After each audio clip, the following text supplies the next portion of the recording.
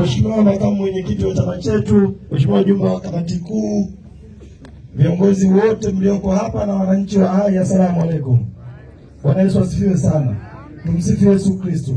Naitwa Deogratias Mahinyira. Ni mwenyekiti wa baraza la vijana wajanja kabisa, vijana wa Chadema, tunaitwa Bavicha. Ndugu zangu watu wa Hai, naomba na mimi kwa sababu ya muda niseme kwa haraka mambo yafuatayo. Jambo la kwanza, mimi natokea kijiji kinaitwa Berege, kiko kata ya Berege, wilaya ya Mpwapwa, Dodoma. Mimi ni Mgogo.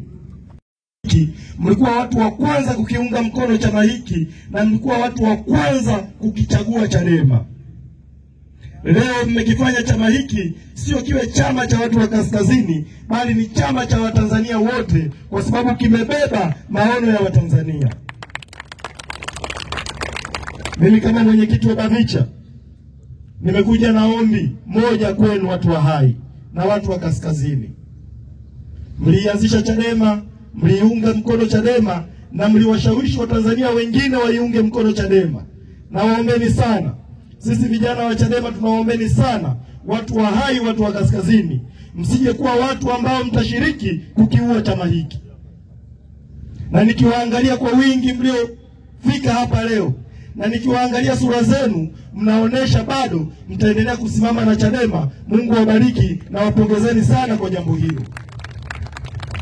Jambo la pili, kwa mujibu wa sensa ya mwaka 2022 inasema vijana wenye umri kati ya miaka 15 mpaka 35 wako milioni 21.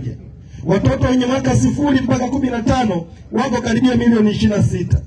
Zaidi ya 75% mpaka 80% ya Watanzania wana umri usio zidi miaka 35.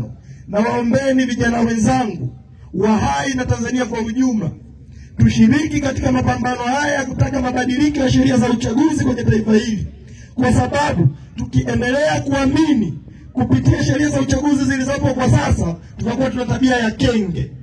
Kenge huwa haamini mpaka aone damu. Mimi mwaka 2020 niligombea udiwani kata ya Berege. Wakati CCM na serikali yao walivyoona nimeshinda, walituma jeshi. Polisi walikuja pale, walipiga mabomu mpaka mbwa walihama kijiji.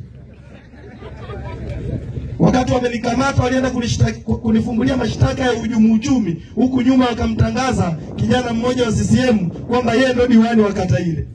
Mwaka jana, mwaka 2024, nilienda pia kugombea mwenyekiti wa kijijini kwetu. Walinikata jina, wakasema sijui kusoma na kuandika na sio mkazi wa pale. Mimi kitaaluma ni wakili. Wakili hajui kusoma, lakini mwana CCM darasa la 4 yeye ndio amempitisha kuwa mgombea wa mwenyekiti wa kijiji. Tukiamini kupitia sheria hizi kwamba tunaweza tukafanya uchaguzi wa haki kwenye taifa hili, tutakuwa na tabia za kenge, tutakuwa tunahitaji tuone damu ili tuamini hali ni mbaya.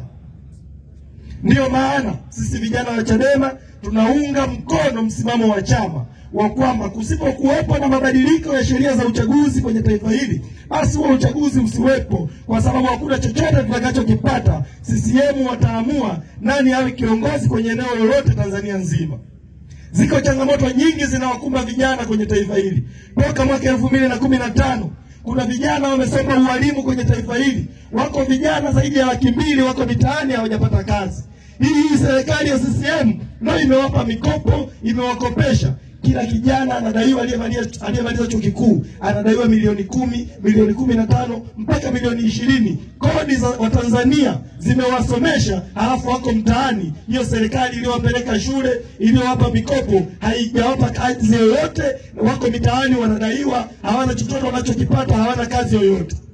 Serikali ya namna hii inapaswa vijana wote wa taifa hili tutekeleze ushauri aliosema Mwalimu Nyerere kwamba taifa hili linahitaji vijana jeuri na waasi dhidi ya mifumo kandamizi. Serikali ya CCM haijali maisha ya vijana wa taifa hili, sio kipaumbele kwao. Ndio maana vijana wengi wako mitaani hawajui wafanye kazi gani. Taifa ambalo 75% ni vijana, halafu serikali haijui vijana hao wanafanya kazi gani. Serikali hiyo haitakiwi kuendelea kuwepo madarakani kesho asubuhi. Na washaurini sana vijana wenzangu, tuunge mkono Chadema, na kwa sababu ya muda naamini kuna siku tutarudi Hai pia kuzungumza na watu wa Hai. Naomba nirudishe protokali kwa viongozi wengine waje kuzungumza.